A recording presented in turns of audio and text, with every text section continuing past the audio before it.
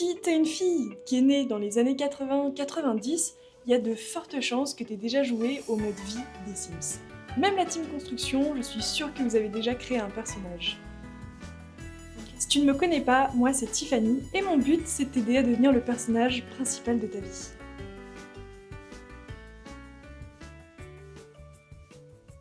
J'avais envie de vous parler des Sims, déjà parce que c'est un jeu que j'apprécie beaucoup pour la partie construction, pour toute cette team bienvenue, mais aussi parce que j'ai fait un constat qui est valable pour plein d'autres jeux vidéo, mais en l'occurrence les Sims c'est assez flagrant, puisque c'est un jeu où tu peux vraiment tout choisir, de la forme de ton nez, à la taille de tes fesses, à l'angle où tu vas placer ton canapé, etc., etc. Je trouvais ça assez pertinent de faire un parallèle qui est que dans les Sims, on choisit toujours, même quand on essaye de faire trait pour trait notre personnage, enfin notre nous dans le jeu, on va toujours l'améliorer. Que ce soit physiquement, on va enlever 2-3 kilos, on va s'affiner un petit peu le visage, on va faire des cheveux plus longs, enfin peu importe, on va toujours essayer d'améliorer physiquement, mais aussi au niveau des aspirations. Ce qui est assez pertinent dans les Sims, c'est que tu peux vraiment choisir d'avoir une carrière tout à fait ordinaire, ou alors être quelqu'un d'extrêmement extravagant, d'être au chômage, enfin, tu peux tout choisir jusqu'aux aspirations. Bien souvent, on arrive à choisir pour notre Sims, par contre, nous, dans la vraie vie, ben, on n'y arrive pas. Et c'est là tout mon point. J'ai envie de tester, hein, de vous parler du fond de ma pensée, euh, de ce que je vois et de ce qui est fait. En l'occurrence, dans la vraie vie, souvent, on ne suit pas ses aspirations. Alors que dans les Sims, on le fait. Et du coup, je me suis demandé, mais pourquoi? Pourquoi est-ce que dans les Sims on le fait et dans la vraie vie, bah, c'est si compliqué? Déjà, évidemment, pour toutes les personnes premier degré, oui, c'est un jeu vidéo, ce n'est pas la vraie vie, je sais, je suis au courant. Mais au-delà de ça, c'est parce que, bah en fait, de notre point de vue, on est à l'extérieur. Donc on arrive assez bien à voir ce qui va, ce qui ne va pas. On a en plus un tableau de bord avec toutes les barres d'énergie, d'hygiène, de sport, enfin, on a tout. Tout est là, devant nous, devant nos yeux, et donc on sait. Si bah, on commence à avoir faim, on va aller chercher à manger. Si on voit que sur l'énergie on est vraiment tout en bas, et ben on va aller mettre notre personnage à dormir. Si sur notre barre d'aspiration on voit qu'on commence à arriver dans le jaune, ou alors même qu'on est déjà dans le rouge, on va regarder les recommandations et on va essayer de faire en sorte que notre Sims accomplisse les recommandations pour pouvoir remonter et revenir dans le vert. Sauf que dans la vraie vie, bah, les signes ne sont pas aussi clairs. On n'a pas un tableau de bord avec tout qui est écrit. Pourtant, on a quand même beaucoup d'indices. On sent que nos yeux piquent quand on est devant notre écran le soir. Mais pourtant, on force. On veut voir la fin de l'épisode. On veut voir le prochain TikTok. Et c'est pareil pour la nourriture. Dans le jeu, on voit quand on commence à avoir faim, et ben on se dit, bon allez, on va aller commencer à préparer un truc, comme ça, au moment où ce sera limite, on va manger et la barre va revenir dans le verre.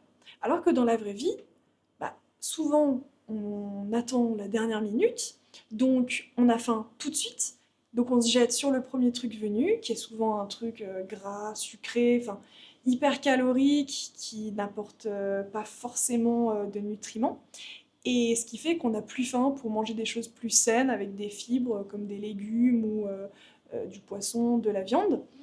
Et c'est pas forcément bon pour notre corps, j'ai pas besoin de vous faire un dessin. Et là où je trouve que c'est encore plus problématique, c'est au niveau des aspirations.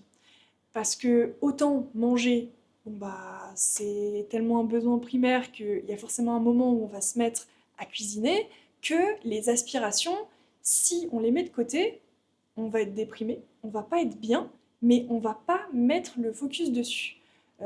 Comme on prendrait le temps de cuisiner, on va pas prendre le temps de se dire, ok, qu'est-ce qui va pas dans ma vie? Pourquoi est-ce que je ne suis pas mes recommandations, mes propres aspirations? Et qu'est-ce qu'il faudrait que je fasse pour atteindre le bonheur, pour atteindre la plénitude, pour se sentir bien? Selon moi, on ne prend pas le temps de se poser, de réfléchir, alors que, en l'occurrence, on n'a peut-être pas une barre qui passe du vert au jaune au rouge, mais on a des signes.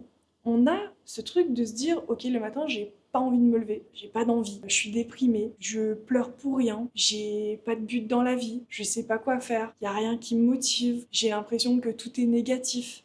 Ça, c'est un petit peu notre barre pour savoir est-ce qu'on est bien ou est-ce qu'on n'est pas bien dans notre vie. Et il faudrait qu'on la suive un petit peu plus. Et pour ça, je pense que il faut déjà prendre rendez-vous avec soi-même, se poser, et même si c'est un petit peu chiant, même si tu te dis sur le coup, qu'est-ce qu'on s'en fout, il faut juste que je fasse. Oui, mais avant de faire, il faut déjà savoir quoi faire. Et en l'occurrence, avoir un plan, c'est hyper important. Et je sais qu'il y a plus de la moitié des personnes qui regardent cette vidéo qui, malheureusement, après ne vont rien en faire. Vont juste passer à la vidéo suivante ou reprendre le cours de leur vie comme si de rien n'était. Et c'est pour ça que je m'acharne autant à le répéter, parce que pour moi, c'est vraiment important. Il faut vraiment prendre rendez-vous avec soi-même, et ça va pas demander longtemps. Et même si ça prenait 1 heure, qu'est-ce que c'est 1 heure comparé à des années et des années d'existence où t'es déprimé, t'es pas bien et tu fais pas ce que t'as envie. Donc vraiment, j'insiste, mais c'est tellement important. On n'a pas envie de regretter. Donc, je t'invite à te poser et à prendre le temps de te poser les questions, à te demander en fait qu'est-ce que tu veux dans la vie.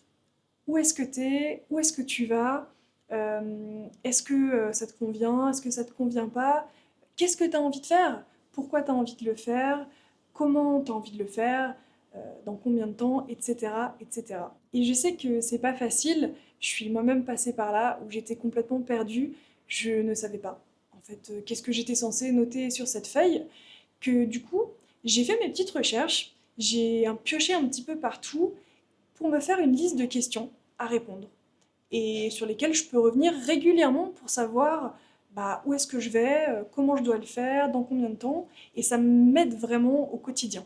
Et comme j'ai déjà fait tout le travail et que je me suis vraiment dit que ça pouvait servir à d'autres personnes, je l'ai regroupé dans un guide que je t'offre parce que je me dis que tout le monde devrait pouvoir avoir accès à ces questions et avoir l'opportunité d'y répondre pour savoir ce qu'il veut dans sa vie. Donc, si ça t'intéresse, si tu as vraiment envie de devenir quelqu'un de meilleur, de devenir la femme idéale que tu rêves depuis que tu es toute petite, que tu as envie de t'améliorer, que tu as envie de trouver du sens à ta vie, que tu as envie de passer juste au step suivant, d'arrêter de stagner, je t'invite à le télécharger, à répondre aux questions, à me dire ce que tu en as pensé et parce que c'est super important d'avoir vos retours. Déjà parce que je débute et que ça me permet de faire vivre un petit peu la chaîne, mais aussi pour pouvoir moi aussi m'améliorer. D'ailleurs, n'hésitez pas à vous abonner, à commenter, à liker, ça aide énormément la chaîne. Et si ça a pu t'apporter, ne serait-ce même qu'un petit peu d'éclaircissement dans ta vie, et je t'en serais extrêmement reconnaissante. C'est tout pour aujourd'hui, je te remercie de m'avoir écouté. On se retrouve dimanche pour une prochaine vidéo. D'ici là, que la force soit avec toi. Bye!